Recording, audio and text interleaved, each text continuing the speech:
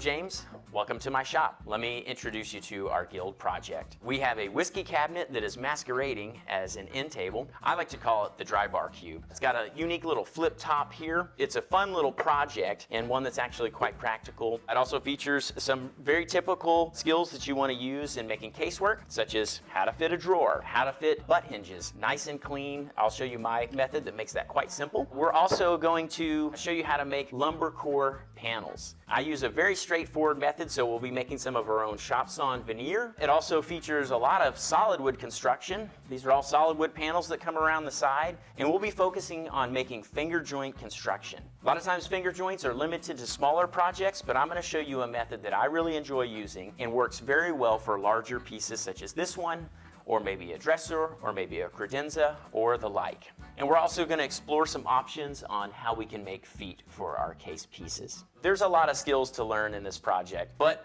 honestly, I think you should build it because it's one of the funnest projects I've ever done when it comes to casework, and it won't take you a month of Sundays to complete. Find more information on thewoodwhispererguild.com. The way he says that, it reminds me of a month of Sundays. No, he says the Wood Whisperer Guild. It reminds me of the guys who go to the Ohio State University. Hello, Ava. Hi. Hello. Welcome. You're on fall break. You want to do the show? Here, Look right there. here's the script. There you go. You want to read that first one? That one. Last 2 hours to get Caleb dry bar cube course in the guild. There you go. Nicely done. You read an ad. Got to start them early. Yeah. Do you wanna go hang out in the office? Yeah. Okay. Thanks for stopping by. Bye. Good to see you. Hey, so we hit you there with an ad because this course, probably in a few hours, is going to go off pre-order. It's ready. It's there. You could log in, download the plans, watch the videos. Oh, nice. But we're still allowing that pre-order price to be active for a little bit, so you still have a couple of hours to get in there and get that. So we'll put the link in for you. Don't pay any attention to what I'm wearing. Yesterday was Halloween. I want you to check out my sweater. But I mean, we probably should have done this last week. Yeah. If we were going to. But it was too far away. It was too far Oreo. away from Halloween. It felt weird. Yeah. So here we are. I'm dressed. Black cat. I'm dressed in. Actually, we had a real nerdy conversation last night. Yeah. Trying to figure out which series this was from, and I thought the package had said Voyager. No. And then Jason was like, "No, it's next gen." So he was right. It is next gen. I could have told you that. Well, the labeling. Hey, misled me. let's take a look at the nerds. I brought them in here. Oh boy. Oh geez. That was last night. You would think that Star Wars and Star Trek wouldn't get along, Yep. but you know, we did what we had to. Totally did. And then and last week we talked about our Bob's Burger trunk or treat, so I wanted to share that with everybody. We did a pretty good Bob's Burger. Listen, Kat, this is not fun for me. Back off. All right, so one other announcement regarding the Guild. Oh, yeah. For Guild Plus, today we switched to the Bread Box build. So if you are a Guild Plus subscriber, go in and check it out. It'll be in your list of courses. You could stream all the videos from the Bread Box build, and I actually did put a picture. If you guys don't remember. Oh, yeah, the Bread Box. Oh, you guys remember that thing? That is a fun little project. I mean, it's so much more than you would think to get that done. It's bigger. The amount of skills you'll learn is bigger than a bread box. Yep, it's streaming in Guild Plus. Nicole, I'm going to do something with this cat. I'll hold Oreo. I am going to do something with this cat. And if you're not familiar with my sweater, this is the wallpaper in the Haunted Mansion. Oh, so nice. Yeah, I like it. Kind of fun. Do you even want to mention the in-person classes? It feels so not cool. I know, to be like, hey, I want to let people know that we're starting to do more. We rolled out the in-person classes. They're small, 5 people.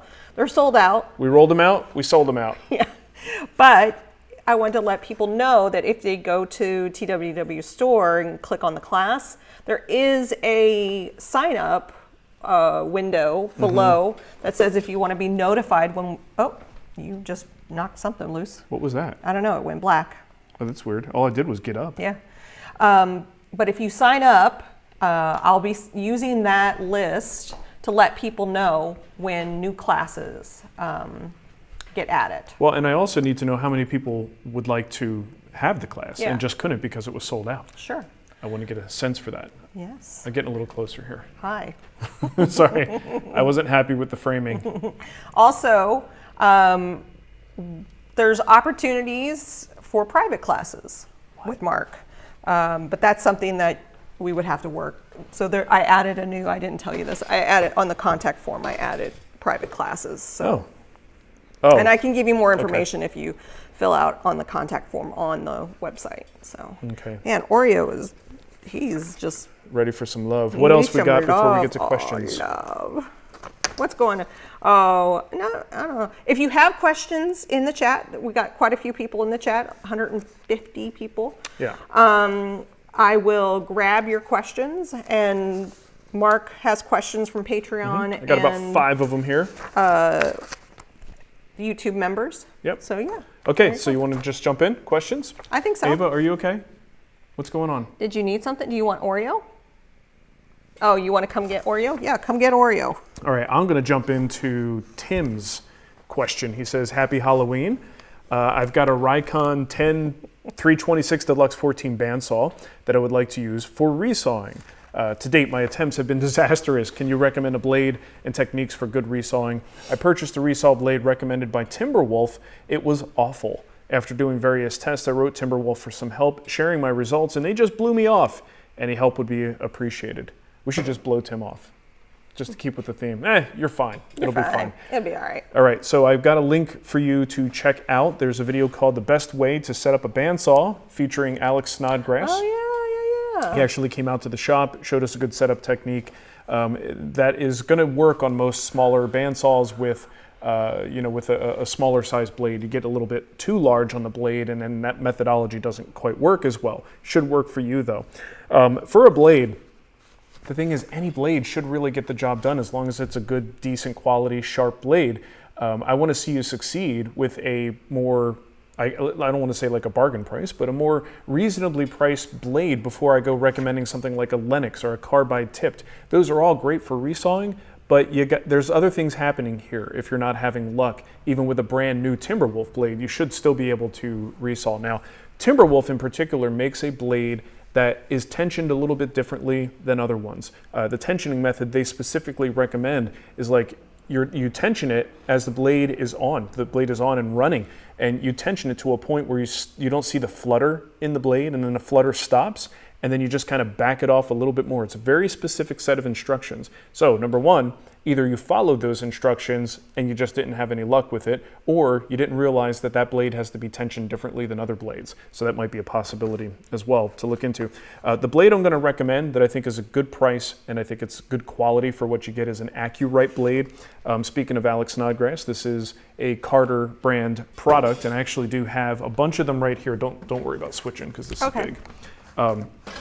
These were all a gift from Alex, and I taped them together when we moved, so I don't go through them very quickly, but this is just a really good run-of-the-mill kind of blade that does a great job. It's not too expensive, and I think this is, you should be able to get good results with this, and if you can't, then we have to keep going back to the saw itself, the calibration. Something is off with the setup that doesn't allow a perfectly good new blade to give you good results. So that's what I'm going to say about that. Oh, and the link that I'm giving you here specifically, Tim, is going to be for your saw. I looked it up, and I think you have a 111-inch saw blade on that one, and I will give you a direct link to the AccuRight bandsaw blade that should work for your purposes. The resaw video is the best way to set up bandsaw? Yes. Okay. Yeah, this one here. Yeah.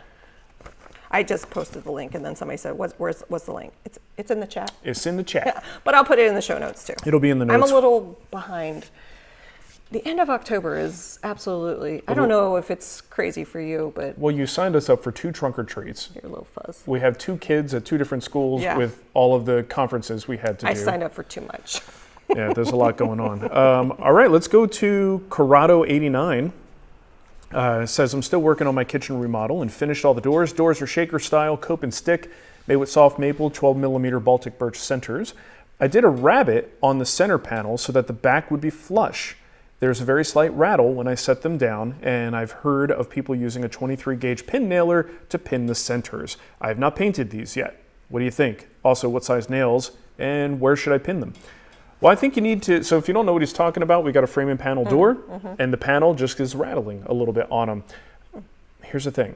Is it supposed to rattle? Well, it's a floating panel. Okay. So depending on the fit, depending on the fit of the rabbet and the fit of the joinery he has there, the movement that you sometimes can allow a little bit of side-to-side movement, which you want for, I mean, in his case, he doesn't really need that because it's a plywood panel. Gotcha. But if the fit is just a little bit loose, you could end up with rattling. So in his case, though, hold on, I gotta get some iced tea. Some beverage. Some dirty water. Yeah, some dirty water with no sugar. Looking forward to your dirty water. Yeah, boy do I. I so do. In his case, though, if he has this little bit of rattle, the thing I would encourage you to think about, Corrado 89, is whether you need to really do anything about it. Because you're hearing a rattle when you're holding your doors like this. You haven't painted them. I'm guessing they're flat. They're sitting on a surface horizontally. Just think about what's going to happen when it's in a cabinet, when it's attached to a cabinet, and all you're doing is opening and closing your door. The most you're going to hear in terms of a rattle from that is when you close it. And that's only if you don't have a soft close hinge, which if you're doing a kitchen in 2024, I'm guessing you probably are doing soft close hinges. So this door will live its life going like this. And whatever little rattle you hear probably isn't going to be a factor. So think number one, do you have to do anything at all? You probably don't. But if you do insist on doing something, I would go with the shortest nail you can get away with. The 23 gauge pin is nice and thin, doesn't leave a big hole, and should be just enough to kind of, stabilize that thing. Where I would lock it down is probably, well, if it were a solid panel, I would say go for the center and make sure you have gaps on both sides. This is already an assembled door, so that might be a little bit hard, but you have a plywood panel. So I think you could probably drop that pin wherever you want, wherever you think it's got the least chance of punching through the other end. And that leads to the length of the pin. You just got to go short enough that it goes through the pieces it needs to go through at a certain angle, but not all the way through the pieces, which is a bit of a challenge. Pachu. Pachu, straight through is the way I say it. But based on what I'm seeing here, man, I don't know that you need to even worry about it. Yeah. I mean, the other thing, you're going to paint it. You're going to get some paint in there locking that panel and kind of preventing some of the movement that way too. But I just don't think you're going to hear much. Hey, I got some questions from in the chat. Janine's in the chat. Janine! And she said, I saw your post on Instagram about joining the chat for a live watch party as a Guild Plus member. So that was the watch along. But apparently not being very social media savvy, where the heck is the chat to join? Well, that's why we got your back. Yeah. So this was a test I did. So Guild Plus subscribers, I'm trying to come up with fun things. You should have gotten the email. That might be how she knows about it. Yeah. How else would she know? She said, I saw your post on Instagram. Ah, okay. So maybe the email didn't get to you. Yeah, okay. It may not have. So we did send out that email. Basically, the system was built to just be temporary. So if you're going to look for it afterwards, it's not there. Yeah. So for Guild Plus subscribers, what I did was created using, what was it, TubeSync or YouTube Sync or something? Something like that. There's just a software, browser-based thing that we used to pull a David Marc's Woodworks episode and watch it as a group. And everybody syncs up. We're all seeing the same thing at the same time. And there's just a simple little chat room on the side. It was a blast. And we're going to do it again. It's for Guild Plus subscribers. With New Yankee. We might do New Yankee Workshop next week. But it was so fun. It was such a good time. But you don't have to have any kind of savvy. You simply click the link that I send you. It'll take you right there, and you just wait for the show to start. It might be fun to put some of your videos in there. Oh, God. That feels like a little bit self-serving. I think it would be, just think in terms of the only way I would do it is if we were doing it to make fun of a really old video. That's what I mean. Classic Wood Whisperer video. Oof. Like in 4. That's hard for me to sit through. You got to understand what that does to me. That's tough. But anyway. Either way, that's all it is. The inspiration for these watch-alongs came from Star Trek. Yeah. He gets online every... Is it Saturday and Sunday night? There's one on Sunday too, yeah. But the big one is Saturday night. A bunch of nerds get together. It started on Twitter using a hashtag, and now they use Discord as one of the main ones, where everybody syncs up, watches a classic original series Star Trek episode, and then chats about it the whole time. It's a super fun, low-key, chill way to spend an hour on a Saturday night for a nerdy person. Yeah. But I figured it would be so fun to do that in woodworking. And I have created a page for this room. Inside the guild, I have to put it into the menu, but it is going forward, going to be a regular thing with Guild Plus. Yeah. So might be So fun. Janine, hopefully we'll work out why you didn't get the email. I didn't give anyone notice. It was like an hour before. It was kind of. But we're adding a lot of fun stuff to Guild Plus. Yeah. The woodwhispererguild.com/plus should send you there. Yep. Check it out. I mean, look at the feature set, see if it's something you're interested in. But we're having a lot of fun with it. Sean says, "Ooh, Mystery Woodworking Theater 3000." It kind of is. Yeah, and the good thing is, I'm just in the chat. Like we talked about different ways of putting me on a webcam. I'm like, I don't want it to be that. It's not about me. It's about all of us just sharing information. I'm giving trivia about stuff I know about David Marks and how the woodwork show was run. Just really, really fun stuff. And everybody's in the chat just having a good time. Bobby C said I should host the watch along of the old TWW episode. I was in the chat with the Woodworks. Yeah, she ones was there too. Yeah, I was there. Okay, Rafael. Good buddy Rafael. He wrote in and said, a friend of mine asked me to build a library ladder for them. It's going to be approximately 9 feet tall and made of 1-inch hardwood, species not defined yet, planed down to the max thickness I can get. I've researched the appropriate hardware kits. Regarding the joints of the rungs and the sides, I'm thinking of 3 possible options. 1, 5mm dominoes. He says, I don't think 10mm dominoes are suitable for this purpose, but I might be wrong. Option 2, standard dados. And then option 3, stop dados. What would you recommend? Always, as always, thanks for the opportunity to ask questions. Please say hello to Nicole. Hello, Nicole. Hello. Let's switch over to the other camera, and I'll show you guys some examples. Whoop. Jeez. Sorry. Dougie knocked over something at the house, and it was like a big crash. Because he's a jerk. Yeah. Okay, so here are just some examples. That's a 10mm domino. That's 8. I have a 6 somewhere, but that's a 5, okay?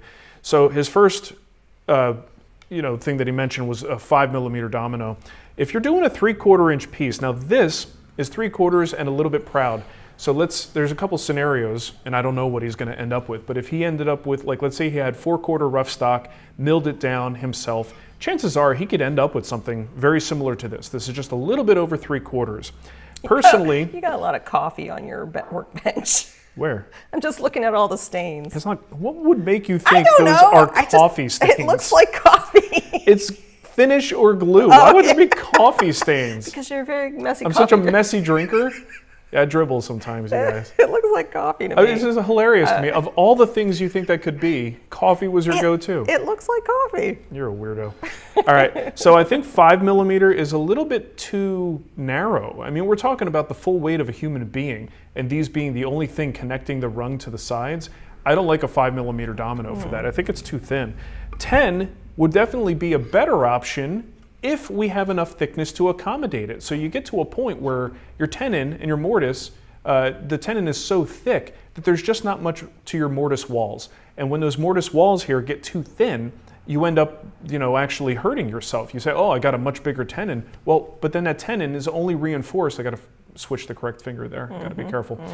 If those walls get super thin, it then gets weaker. That's no good, right? So I would go with a 10, but depending on how you mill your stock, right? So here is material that's much closer to a true 1 inch, a finished 1 inch. And those, I would be very happy with a 10mm tenon in there. But if you go much thinner than this, I think you're gonna wanna back down to something. He didn't even mention the 8. I don't know if he doesn't have the 8mm cutter, but I think 8 would be a much more appropriate. 6, if you have to, stay away from the 5. Now, one of the reasons he may be saying 10 might not be appropriate is he might also be looking at the length of the tenon. So if this is joining into a side piece, like so, you do have to offset it in such a way that you don't penetrate through the vertical piece.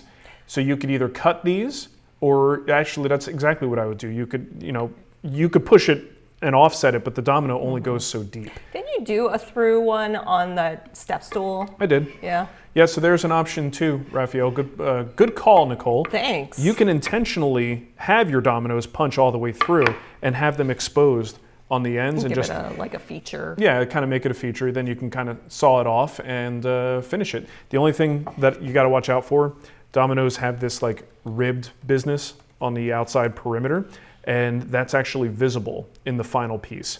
So I don't know if that's it's passable. You switch cameras. Okay. But I don't love it because I don't like seeing those ridges in the through mortise and tenon joint. Ruffles have ridges. Ruffles do have ridges. I was going to find the step stool. It's one of the early videos. Yeah, we were just using that step stool yesterday. It held up. Domino step stool, And look episode 20. Nicole's standing there in her little pink shirt. Oh my God. Yeah, I was very uncomfortable. Oh, it was Arizona. It was hot. Yeah. We didn't wear much clothing back then. So I just didn't want to be in the shot. Oh, you were uncomfortable. Now you just can't get enough of it. Oh, yeah. I can't keep you off the camera. That's the bigger problem. I got a question here from John Popovich. Sorry. Hello, Oreo. Oreo, I'm going to throw you like a He's football. interested in the dominoes. Are these dominoes? Yeah, here. Yeah. Have a domino. Enjoy. Best epoxy for attaching metal to wood. Any? Yeah. I mean, most epoxy is formulated to do that just fine. Scuff up your metal if you can, just to give it a little bit more of that mechanical tooth. Like with a steel wool? I would go a little grittier than steel wool. Steel wool kind of buff it.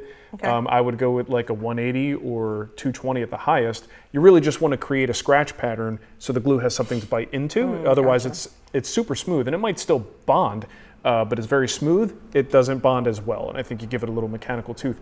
I use West System epoxy. Total Boat epoxy is great. Depending on the application, you may just be using like a JB Weld 5-minute epoxy, just something from Home Depot. What did you use on the beam compass? Did you use epoxy on that to get the metal to stick to the wood? I did, yeah, and I was just West System, like Yeah. slow setting epoxy, perfectly fine. Check out the beam compass video. Where is that little hoochie? The beam compass? Yeah, it should be right behind me. I don't know where it went. I don't know. Oh, geez. Okay, everything's so all over. You know what I need to do? I need a little refresh in my shop. I know we Yeah. just did after Jay left. I was like the lady that got her groove back. Stella? Yeah, Stella got her groove back. It was a messy breakup, and It wasn't messy. but I was, kind of redoing things in the shop, and I've got a number of things that have been bugging me, like running the Cat 6 cable for live shows that I have to run through the door. Oh, yeah, you want to put it I want to right go up and over. Yeah. Anyway, I need to do that over the holiday break. Housekeeping. Housekeeping. Kizzy wants to know, somebody please help me. I need a new table saw. I've tried the portable, but precision and portability doesn't seem to come together. Sometimes. I'm returning my third. Oof. I'm ready to give up that arm and leg, please and thank you. Right, well, you can give up an arm and leg, but don't give up your finger. So you should get a saw stop. How's that for a commercial? No. Don't get a saw stop. They're jerks. No, they're not. Okay. None of this is true. This just crap is coming out of my mouth. Spewing. I'm spicy. Yeah, he's spicy after all that candy last night. You know- you do you didn't know- have any candy. I had zero candy. You know what Yeah. I did? I came inside. I had a bowl of Cheerios. Is that what you did? You didn't even have the pie? No, I have the pie. No pie. Bowl of Cheerios. So, Anyway, Kizzy wants to get your recommendation on a table saw. there's a lot of table saws on the market these days. You didn't say if you're going to, I get you want to get away from the portable job site, but are you going to go with like a contractor style? That's the next step up, or we go in full cabinet style. Right now, if you're going to make this move and you're not in a situation where portability is an issue or space is an issue, cabinet saw all the way. I think it's going to be hard to regret that choice. Cabinet saws are just so much more durable, capable, and powerful. Beefy. So yeah, I would definitely go with that. You got to look at saw stop these days. It's been, I say these days, but it's been that case for like the last 10 years. Anyone getting a new table saw at least owes it to themselves to look at it, decide if that safety feature is worth paying a premium, and they make good saws. So whichever class of saw you get, that's what I have is a saw stop PCS, 3 horsepower. It's great, works just fine. I Keep got in no mind, complaints. it will not stop kickback. It won't stop kickback. You have to Kickback know will how to happen. use a table saw. Yes. It won't save you from everything that you might do. It will just simply save you from skin contact and also potentially save your metal fences that you might accidentally hit it with that will cost you a couple $100 to repair. So think long and hard about the saw stop proposition, but actually look at it. We're hearing a lot of great things. I mean, well, there's a lot of table saw companies, but the other one you're going to hear a lot about is Harvey. I'm not going to say that Harvey is good or bad because I haven't had my hands on their tools. I am going to say Harvey has a very strong marketing push with a lot of influencers. So be very careful when you see a product flooded that seemingly everyone has, well, because a lot of people are getting it for free. So at least let that weigh into your decision if you're swayed to go in that direction. I own a Harvey bandsaw. I like it a lot. It is a great little saw, so I'm sure they make great table saws too. But just understand that influencers are influencing. Influencers be influencing. Influencers going to be influencing. That's what they do. And Gary, I don't think it's necessarily Gary's influencing, all good. and he said grizzly saws are okay for mid-level work. Yeah, and Grizzly makes a great Look at the kitty product. cat. I think that's Kitty a. cat. Looks like Oreo. It does look like Oreo. Grizzly makes a great product for a great price. They have always been a good way to get into the game of like big tools, like big boy, big girl tools, for a reasonable price. But they also have a little bit more of a higher incidence of lemons, unfortunately. But they're still good. They're actually here in Missouri. Yep. We saw them at the at Woodworking America. A couple of the guys there. Yeah. Really nice folks. Yep. Marc said Festool has a portable saw which has great precision. Yep. So Festool's little portable hoochie, but if you're tired of that portable format, I'm sure it's probably the best Kizzy of did that breed. say they're looking at a cabinet. Yeah, saw. okay. So just don't even worry about the Festool. Find a decent cabinet saw. I'm going to say Jet is good. You're going to find good saws if you want to spend a little Speaking more. of, Powermatic, Jason really good. says Jet. If you have a pile of cash for a new one, you can find great deals on table saws on local marketplace. There you go. Yeah, and that's a great tip. I always forget to mention that. Yeah.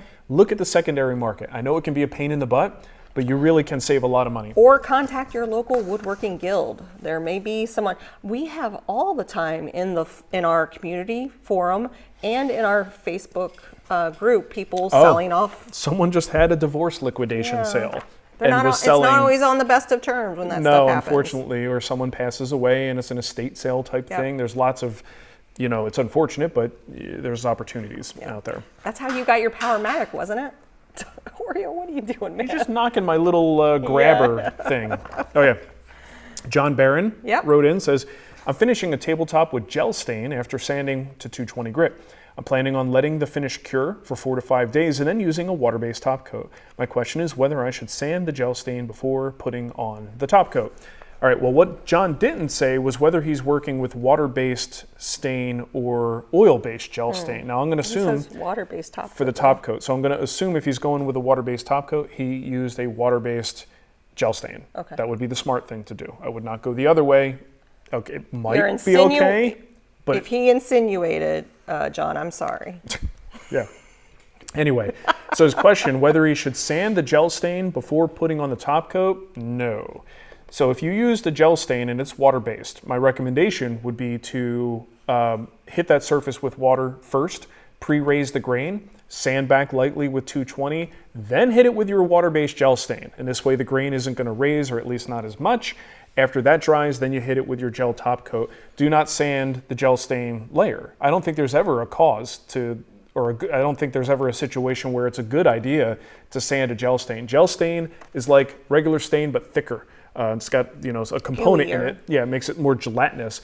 And by nature, it stays on the surface. So sometimes gel stains can be used to kind of mask the grain a little bit.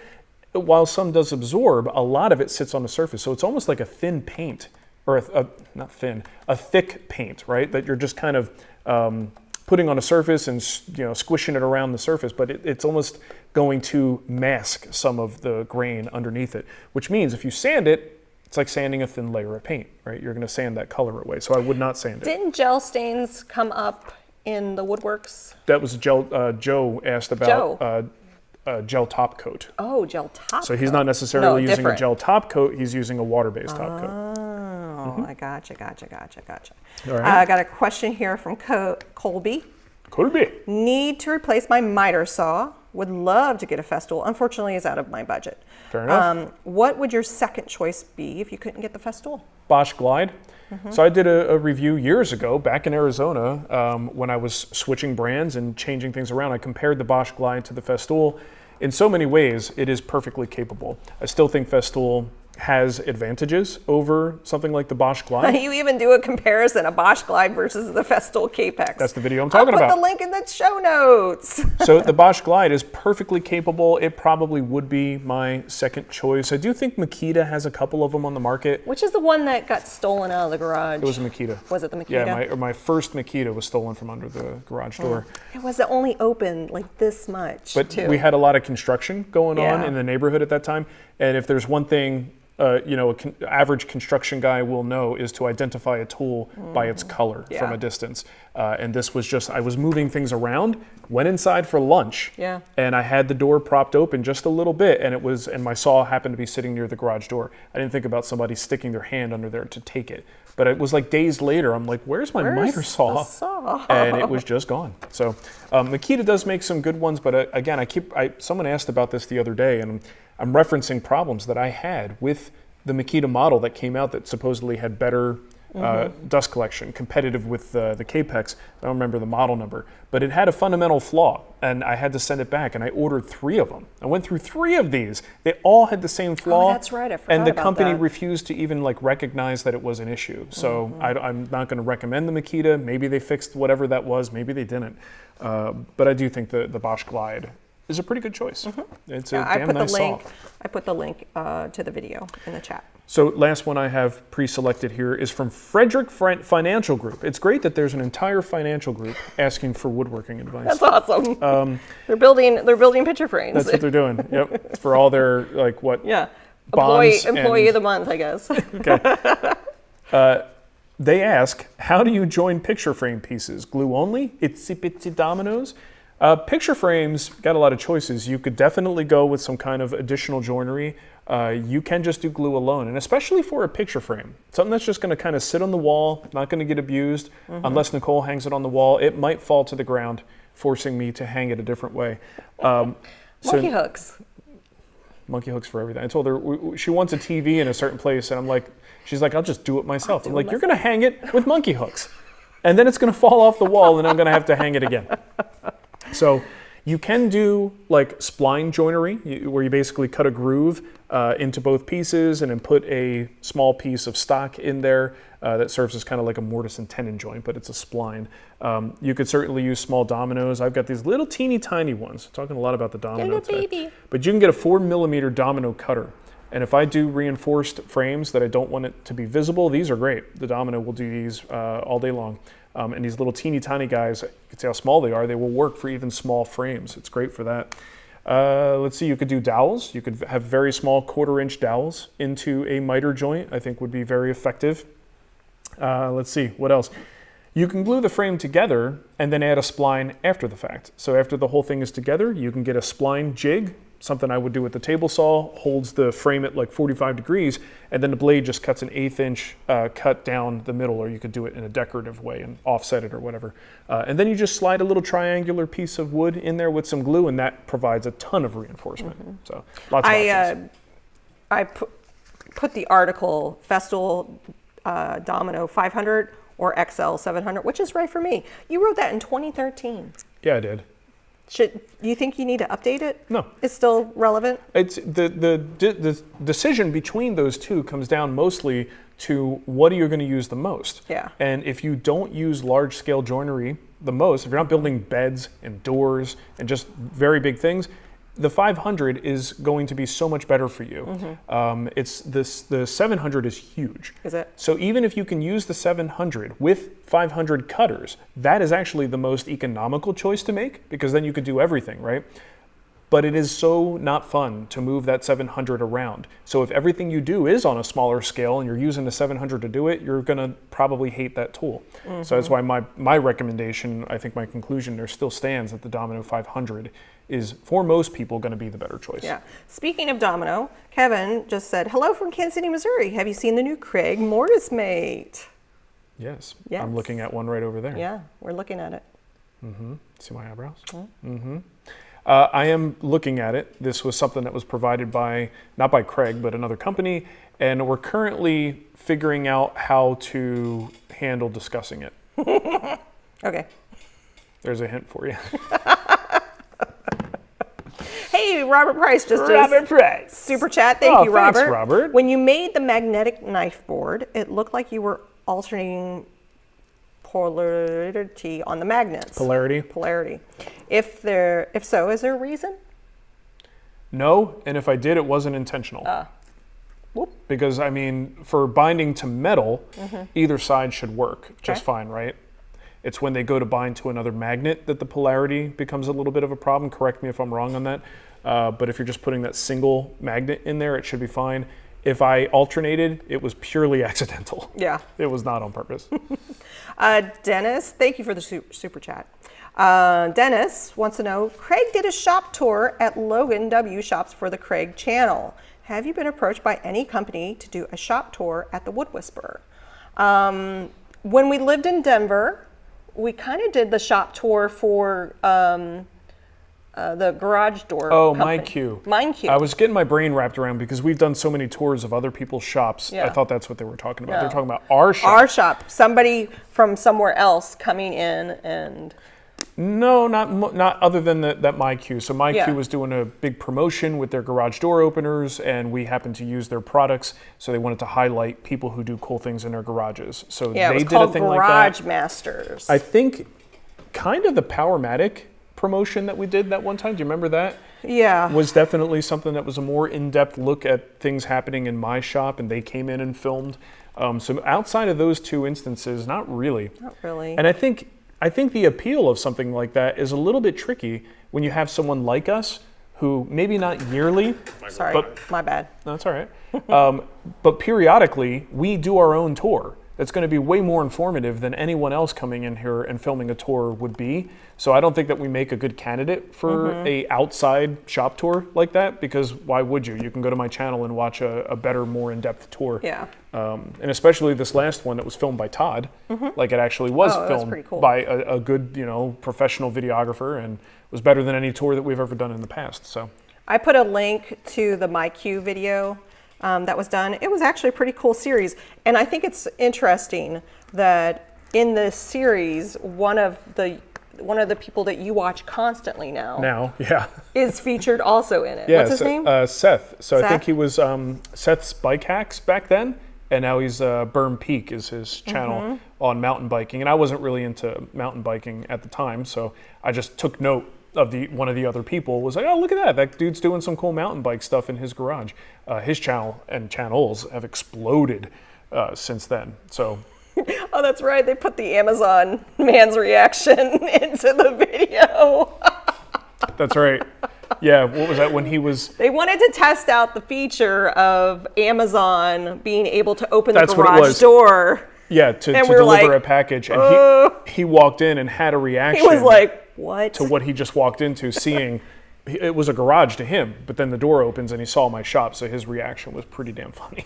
Yeah. So it's like a 8-minute video. So unfortunately. Yeah. Ken wants to know if you've ever been approached to be some kind of host or judge for anything over the years. I would be some kind of host. I like it. Got to put it that way. There for a while, you were getting almost every It was month. at least a couple times a year. And I think There was a big talent grab that was happening probably 5+ years ago, Yeah. where they were really trying to pilfer YouTube for undiscovered talent for TV. Yeah. Which is funny because in a lot of cases, the ones that did do that did get a TV show, and either nobody cared or they did one season and it's gone, and those people are just so much better off just doing their own back thing to YouTube. on YouTube. But there was a period of time where we got approached to be a contestant on a build-off kind of show, to be a background carpenter on one of those shows, and I've had a couple times where I was up for judging. The thing is, we say no to most of these things, and a lot of times we would get approached for people who were producers, and they know that we have something here, that they could do something with, and they come to us and say, "What's your idea for a show?" And Nicole and I are like, We're doing it. if I have an idea, I'm already executing it. What's your idea for our show? I guess if you think in terms of more than just us, if you had a team of people dedicated to doing a professional production, what would you do with that? Yeah. I know that's what they meant, Yeah. but it's still funny to watch someone who's been doing this for 15 years and go, "What's your idea for a woodworking show?" I'm like, kind of doing it. Yep, we're doing it. But none of this stuff ever really pans out, and there was only maybe 2 or 3 times that we tried, right? We liked the idea, we thought it was good, but every single time one of these would happen, I would look at Nicole and go, "Do you realize how difficult this is going to be?" Yeah. Especially after we had kids, because it's going to require me to be gone for an extended period of time. I'm not going to be able to do anything for the wood whisperer during that time. So we were always very apprehensive about whether it would be worth the effort to do it. But it didn't matter because none of those ever came through. Well, and there was even a period of time where they secured Marc in a window, like. Oh, that's right. I had to sign like a non-compete for a year. Yeah, non-compete.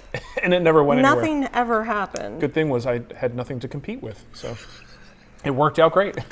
Nothing came of it, and nobody tried to compete. They're probably like, doing so good. They watched more of my show. Yeah. They were like, nope. Stop. All right. So Jeremy.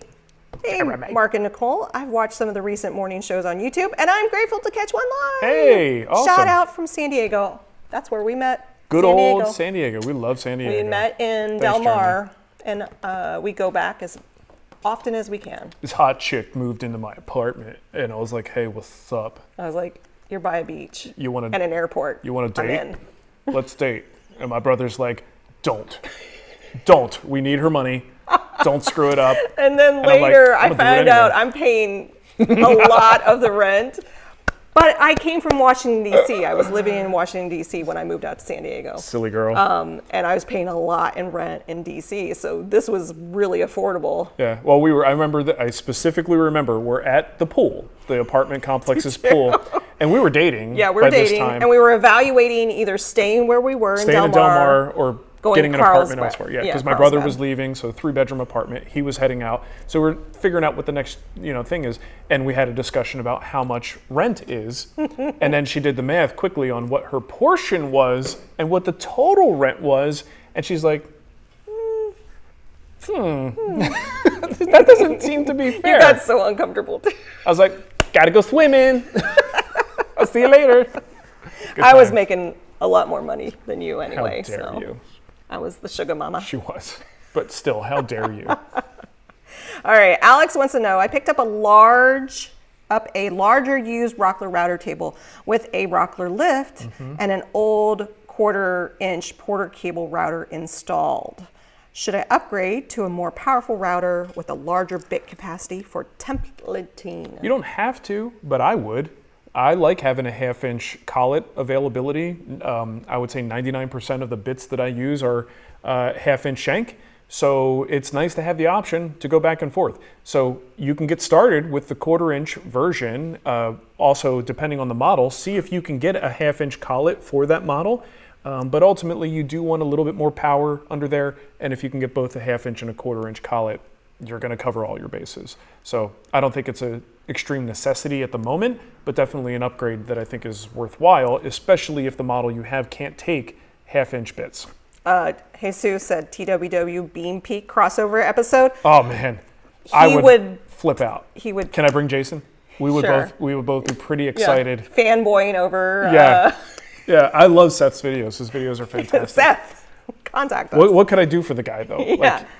Build him a piece of furniture. He builds like stuff for for mountain bikes, so he's got skills with wood. I don't know that he needs my help for anything, but sure. You want a table for your house? Let's talk about that. I got another question from Build and Fix with Mooney.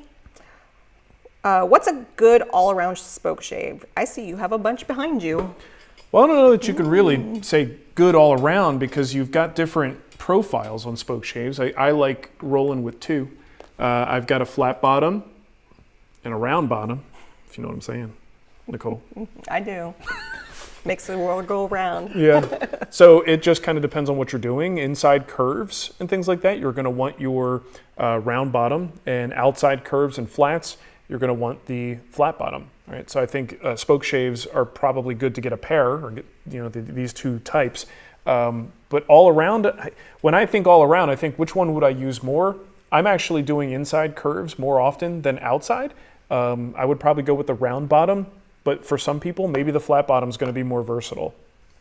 And I'm assuming you're asking style and not brand. But either way, these are Veritas brand. But didn't you buy one at Handworks? Yeah, I did. It's the HNT Gordon variety. And a teeny tiny one too. Well, this one is a beauty. HNT Gordon, I got that. at Handworks. This thing is just insanely cool. I haven't used it a lot, and it does, well, because I just haven't needed a Spokeshave. Heartwood Tools is going to be your U.S. vendor for that. It's fantastic. The thing is, I just haven't put it to use a lot, and I think Spokeshaves do have a little bit of finesse and a little bit of a learning curve, and especially if you dramatically change the format and the way you hold your hands, you will have to use it a little bit until you get comfortable with its action. So I have not gone through that process with this one, which is why it still remains fairly untouched up there. But I mean, it's not going to be cheap. These are nice, but they're not cheap. Mooney says, I'm new to the hand tools. Look at Melbourne Tools. I'm pretty sure they have Spokeshaves. Double check. Yeah, I'll look. I'm pretty sure they do, and their prices are pretty darn good. I like what they're about over there, and if you're in the guild, I believe we have a discount for you. I think it's 20%. Is it 20? Yep, there it is. The Melbourne Tools Spokeshave. Actually, gosh dang it. I think I have one somewhere. Hey, look at this. Do you find it? Look at this. Right here. 10% off your order with Melbourne Tools. Yeah, so if you are a Guild Plus subscriber, you can get 10% off Melbourne Tools. One of these guys, right? And they're more of a no frills kind of classic design, but these are very, very nice. So. Very nice. Nicole, I am Spokeshave rich. Look at me. Well, it's a good thing we have. I can't decide which one to use today. It's a good thing we have a bunch because we're going to have 5 students in this shop. Oh, that's good. Yes. Good news. None of that project requires a Spokeshave. So that's awesome. All right. What else we got? All right. I got a question here from David D. I made a marble game and painted the marble divots, but now I need to finish the top wood surface. I'm thinking bumble shoots for the finish to keep it out of the divots. Thoughts? Okay. Sorry game, painted. It's right here. Need to finish the top wood surface. Made a marble. But the bumble shoots for the finish to keep it out of the divots. Why do you need to keep it out of the divots? Sorry is the game Sorry. And I think there's like divots. Oh, I'm with you on that. I'm asking, why do we need to keep the finish out of the divots? I don't know. That's what he said. Why do we need to keep the finish out of the divots? David, if you're still in the chat room, answer Marc's questions. So bumble shoots is fine as a finish. It's just a simple tung oil-based finish. It's not going to provide a ton of protection, but it will provide a little bit of protection from stains and light abrasions. So I don't completely understand the goal of the finish, which makes it really hard for me to recommend a finish.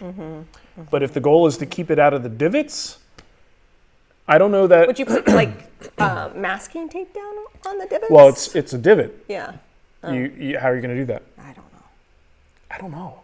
I'm a little bit confused about the context. If somebody can clear it up, I might. Yeah. I don't want to say too much because I don't totally understand what we're doing or why we're doing it.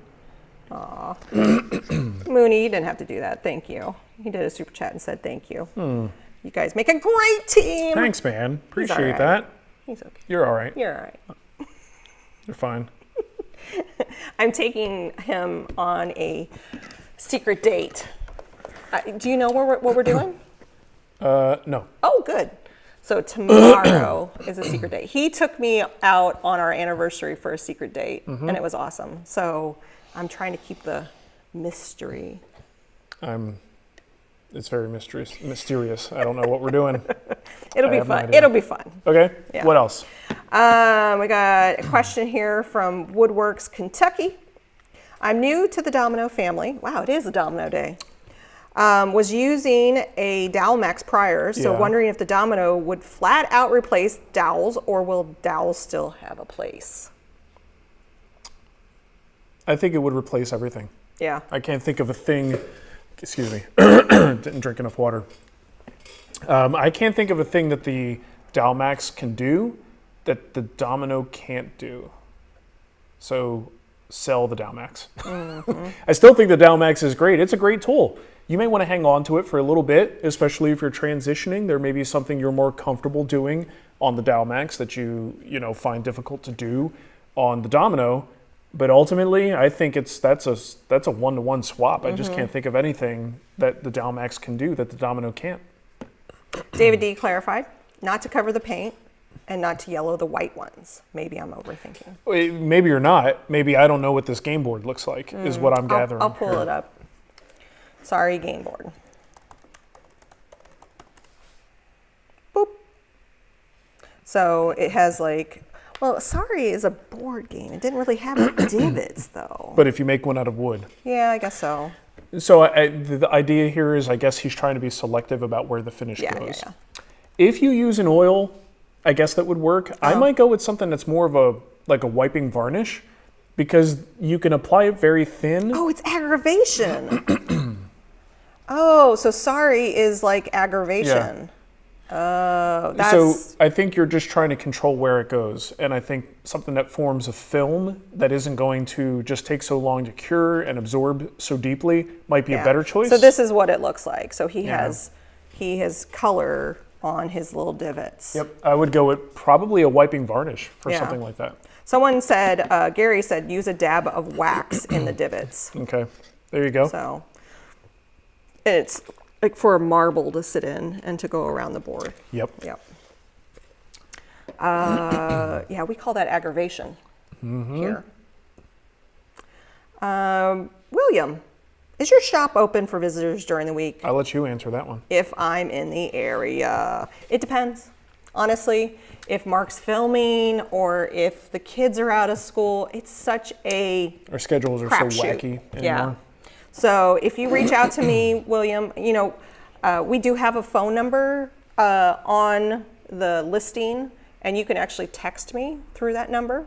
I'll put it in the show notes too. Yeah. So if you want to try to coordinate something, that works. We do out. have visitors all the time. Yeah, It's we do. just trying to time it just right is the trick. And you have to show up on time, especially if it's around lunch. A lot of people don't. Yeah.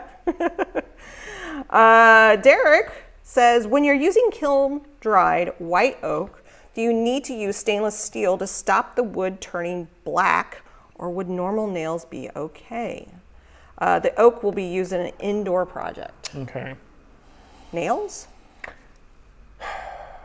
I would be cautious about, even though it's an indoor project, it's not going to get a lot of moisture exposure.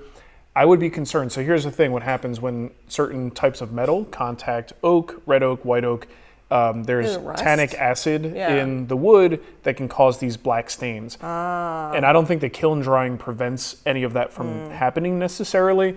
I would still be careful with what you use. I don't know a ton about nails and the metallurgy behind the different metals used to make the nails, but if you are going to take steps to possibly prevent that by using a stainless variety, I think it's probably a smart idea. Chat, I'm going to lean on you guys to tell me if there's no concern here, but I would be concerned. But usually there needs to be a bit of a moisture component to cause that staining to occur.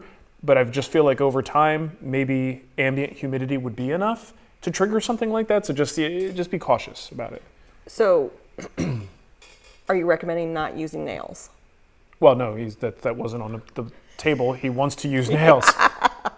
So I would certainly be looking into something that is less likely to corrode or react with the acid that's in the wood. Yeah.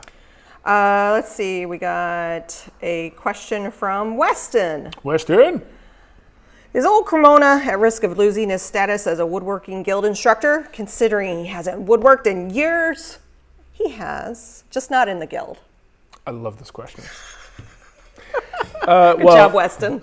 I think it can certainly be said that he is not a current Correct. guild instructor, and that's simply based on him not doing any courses. Right. I think Matt always has an open invitation to do a course if and when he wants to, but we also don't kick people out of the guild. Like, once there's a course, as long as it's selling and people seem to enjoy it and it's not causing anyone to hurt themselves, there's no reason for us to take it out of the guild.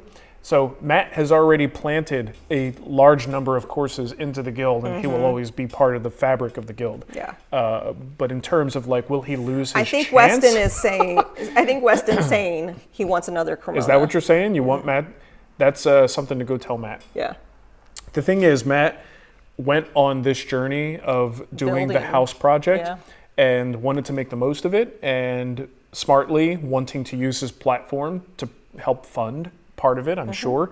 And it's turned out to be a good thing for him. So I don't think Matt will ever like not get back to woodworking. I think this is just a very, very long distraction from building furniture. And who knows how long it's going to last. He's building. He's just not building furniture. He's building cabinets doors and things to facilitate the completion of this kitchen. And I know I'm sure they have more they want to do with the house. Yeah. And you need to finish our doors. Yeah. Yeah. Oh, the pantry you're talking about? Yeah, I got to do that one. You got it. Yeah. That sounds like something Matt would do. I don't want to do that. That sounds boring. Just Plain Bob says, did you get one of those cool new travishers at Handworks last year? I would love to try chair making. No, I didn't. I know the ones you're talking about. Yeah, I do too. I did not get one of those. I don't do that enough to warrant having one.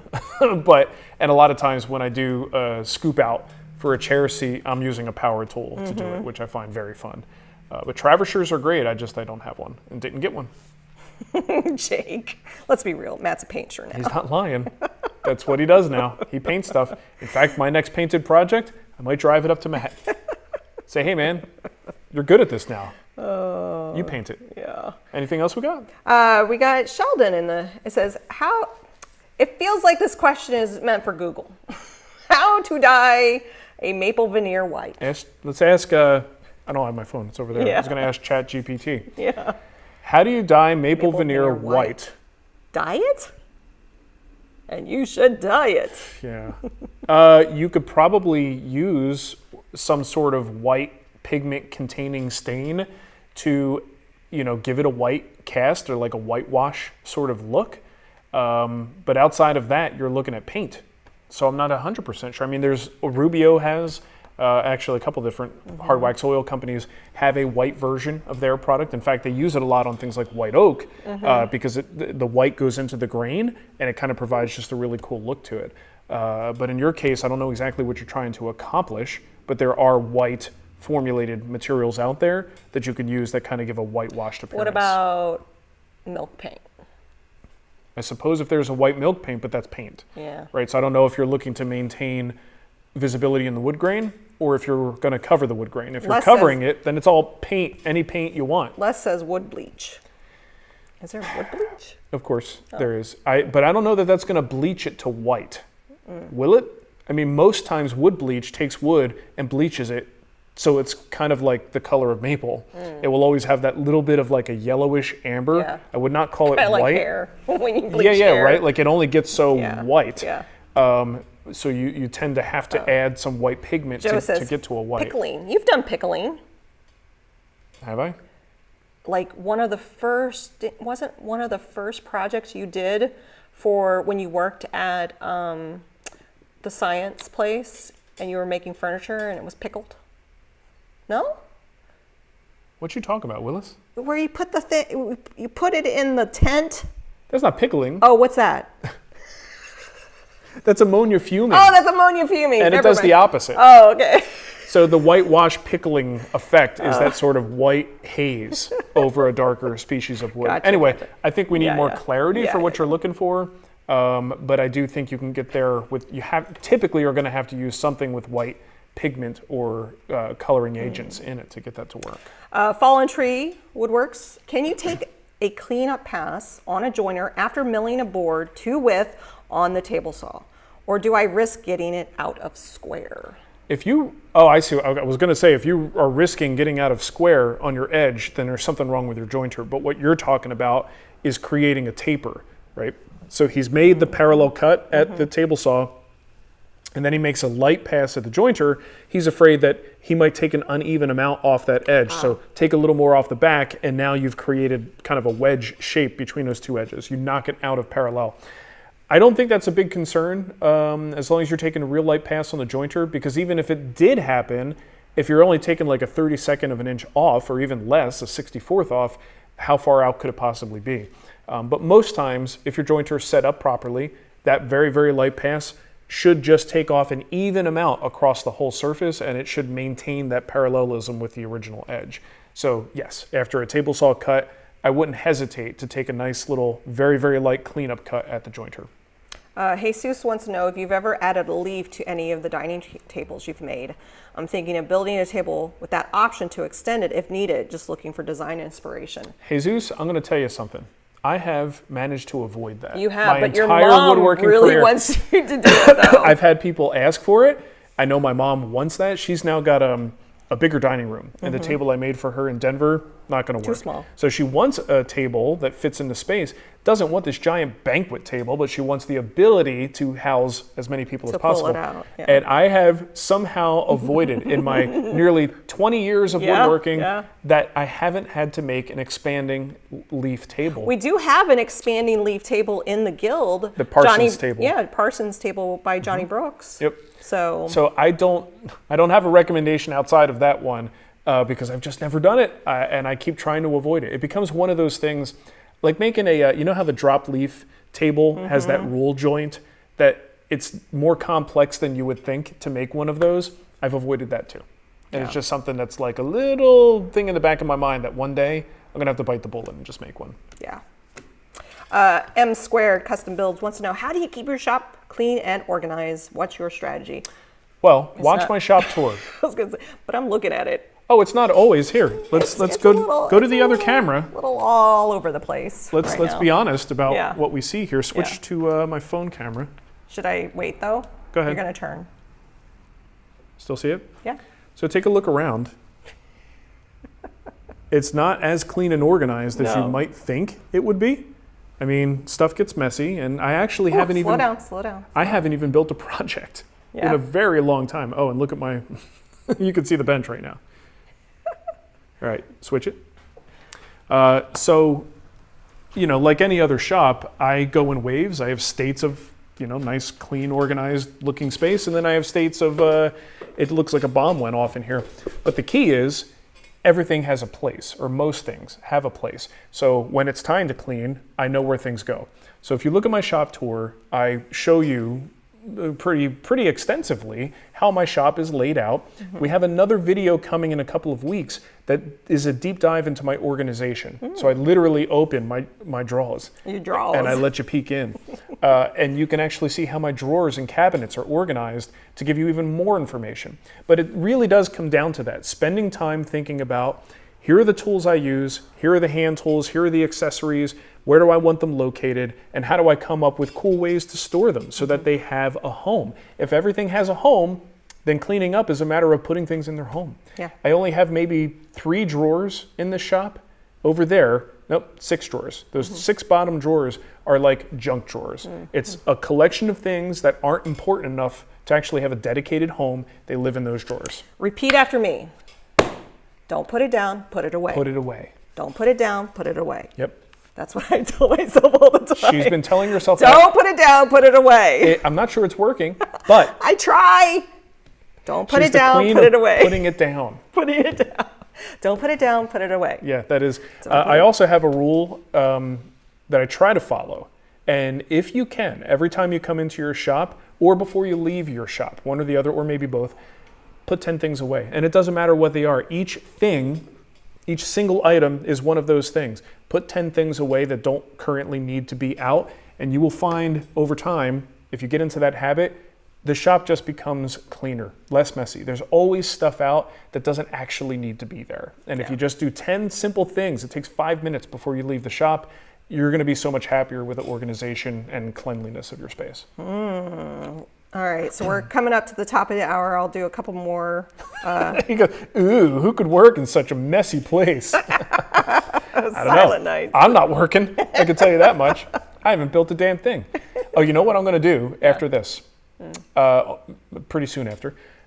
Brian and I are getting together, Brian Benham and I are getting together to do another one of those little powwows on making a foot for a coffee thing for my mom. Oh, so you So we were going back and forth. I was asking him to make a thing, and I said, "Hey, make it a little bit longer. Do it this, like that." I was like, "You know what? This is another one of those videos. Let's do a video on hashing out the base of a coffee bar." Right? Yeah. So it's a big casework piece I'm making for my mom, but the base is kind of cool, and we're working with different shapes on the legs. So we're gonna just kind of like, just off the cuff, see if we can't design this thing and record it. We did that one other video. Yeah. It was Fantastic. For the micro jig. A whole 19,000 views, Nicole. Which I know for a lot of people sounds like a lot, but when you make your living off of views, it's not that much. But it was something that a lot of people wouldn't be willing to do because it's not going to get a lot of views. No. But the people who like design and woodworking will get a lot out of it. And we're going to do it again because it was so unsuccessful the last time, it's worth doing it a second time. People that liked it really liked it, though. That's the thing. The people who like that info absolutely enjoyed that and learned something from it. So we're going to do it again after we're done here. Fallen Tree said they have a glue question. Do you glue one or both sides of a panel glue up? Also, do you put glue on the mortise and tenon domino or just the mortise? Okay. Sometimes I do both sides of a joint. Sometimes I don't. I personally don't believe you need to. By the time you put glue on one side, when it makes contact, as long as there's ample glue on that one side, if I'm not going to do both, I go a little heavy on one. I put those suckers together, give them a little rubby-dub-dub, and you have transferred glue to the other surface. I don't think you need to do both. But if it's a small enough piece, I think it doesn't hurt. Put a little bit on both surfaces, put them together, bang, you're done. But I don't think you have to. When it comes to a domino, mortise, and tenon, I only put glue in the mortise alone if I'm, number one, in a rush and it's a super complex thing and I just don't have enough time, or if I'm using them for alignment purposes. In those cases, I don't really care that there's glue on the joint at all. So if some of it gets in the mortise, okay, fine, there's some in the mortise. But ideally with a domino joint, I would prefer to see you, if you really want to count on that thing being strong, I would prefer to see you get the walls of the mortise coated and get a little bit on the domino itself. Last two questions. We have one from Tristan. Vises, what's up with them? What's the deal with vises? Looking at hardware is confusing because it doesn't tell me what or how the vise works. What's the best way to learn which vise I need? You're right. There are times where I look at vises and I also get confused because there's tail vises, there's face vises, there's shoulder vises, there's twin screw vises. What's the vise for? For the bench? Yeah, vises. Oh, vises. To hold stuff, right? Yes. So many options. And I think a lot of it can come down to what do you want to build into your bench? There are certain shoulder vises that are not going to work on your bench because you didn't build it as part of the structure. It's hard for me to summarize this for you, and maybe there is a resource out there, but sometimes Would this be a good video to do? If you have enough vises to do a video on it, but you need all those vises. A typical woodworker's vise with just the wooden handle and a screw can be mounted in the front position. It can be mounted in the tail vise position. You can put it anywhere you want and it still does the job, right? So I think that's where the confusion comes in. Some vises will do all those jobs. A lot of times the way a vise works really matters based on where it's positioned on the bench. That determines how you're going to use that vise. So like on the hybrid workbench, I use the same vise, but in two different positions, they kind of serve two functions. The one on the end engages with dogs, so it's good for pinching large panels and you hold things between the dogs. On the front, it's a little bit more for addressing like the ends of a board or the edge of a board where I'm clamping things in and planing an edge or cutting some dovetails. So I don't have a clean answer for you on this, but if you have questions about this and you want to shoot me an email and say, what does this vise do? I'm happy to help out. And forums are good for this stuff too if you're not totally sure. But you're right, it's confusing. There's a lot of them, and especially with new things like Andy's, what's this vise called? Twin turbo? Andy, yes, the twin turbo. The twin turbo, and it's like steampunk. I love it. It is, without a doubt, the coolest looking vise available right now. But you have people making cool new vices that are just confusing the issue as to like what you should get. So I don't envy the situation you're in. So for the Rubo, the split top Rubo, it's the bench crafted vise. Yeah, and the split top, which is the bench we're on right here, has a bench crafted leg vise and a bench crafted tail vise. But everybody makes them. Like we've gotten emails from Pony. Pony makes them. Pony. Hovitar. How do you pronounce that company? There's lots of them. Yeah, I get it. It's a pain in the butt. Let me make a recommendation for you though. Chris Schwarz's Workbench's book. Yeah. Is that still on Amazon? The blue book. Well, so there's a blue one and a red one, and I think the blue one was first. I'm sure it is. Workbenches. So Chris Schwarz in his Workbench's book. Look for that. Oh, there it is, right there. It says revised edition. Okay. I highly recommend it. It seems expensive. Okay, again, a lot of times the Lost Art Press stuff, if you go on Amazon, so there it is. So I think the red one is good too. Yeah. Either way, look into both of those books and don't overpay for them. I'll get a link. Chris does a fantastic job of telling you what a workbench should do. Like, how do you need to hold material, the 3 or 4 different ways you need to hold material, and how you do that on a workbench. And then that makes you understand why you would have a vise in this position, why you have a vise in that position, or why a particular vise works the way that it does. If you understand what you need to do with the workbench, you could then kind of simplify your approach of how you're going to accomplish that work holding task. And I think nobody does it better than Schwarz in terms of explaining how that works and the nuts and bolts of it. Mm-hmm. So highly, highly recommend that book. Yep. David D., speaking of Annie's vise, what are your thoughts on which end to put it on if I were to build a Roubo? Short side or long side replacing the leg vise? I got a 20-inch version and plan to use it eventually. If you're only doing one, I would go on the end, personally, because if you go on the end, now you have use of your dog layout. And you also have the ability to grab things between the vise, do dovetails and things like that. So one only, put it on the end. If you have the luxury of two, you go with the end and the front. I personally think it would be more useful to have one on that side. Actually, when I'm building the student workbenches, I'm going with one vise. Mm-hmm. And I contacted Andy. Hopefully we'll be able to work with him on that. But with one vise, it's going in the side position or the end position, and we're not even putting a vise in the front. Yeah. So there'll be, because Marc's building all the workbenches for the students that we're going to have starting in January. So some new videos coming out on workbenches. Coming out soon. Everybody loves a good workbench, and I love building them. And now I'm going to build 4. That will put my grand total workbench build. Let me see. 1, 2, 3. Don't forget 4. the very first one. I didn't. In Temecula. This will then be my, if I do all 4 of them, 8 workbenches. That's a lot of workbenches. That's stupid. Yeah. What am I, Chris Schwarz over here? Hey, we need to wrap this up. We're well over an hour. Look at us. What are we doing? Goodbye. Anything else? We're good? We're hanging out. We'll be back. We'll be back next week. We will see you next week. Please do us a favor. Go get that course from Caleb. It's fantastic. You're going to enjoy it. He talks about finger joints and he makes jokes and stuff. And he's a total nerd like us. I love it. But seriously, go to twwguild.com. Look for the pre-order. It's only a few hours left to get that low price. Mm-hmm. So get that course. Caleb would appreciate it. I would appreciate it. And you're going to have a really good time and learn a lot. And if you are considering Guild Plus, Marc's going to be doing his Woodworking in America hybrid woodworking talk as the demo for November, which is in a couple weeks. It's coming up pretty soon. Yeah, it's going to be good. Fast. And we're going to be doing the watch-alongs. I think we're going to do it weekly. Yeah. So you can depend on a particular night. You could tell your significant other, hey, I got friends. I'm busy for like 20 minutes on Thursday night. Don't bother me. I'm hanging out with my pals, okay? And it's going to be a real good time. All right. Thanks for watching, everybody. Have a great weekend. We'll see you next time. Bye.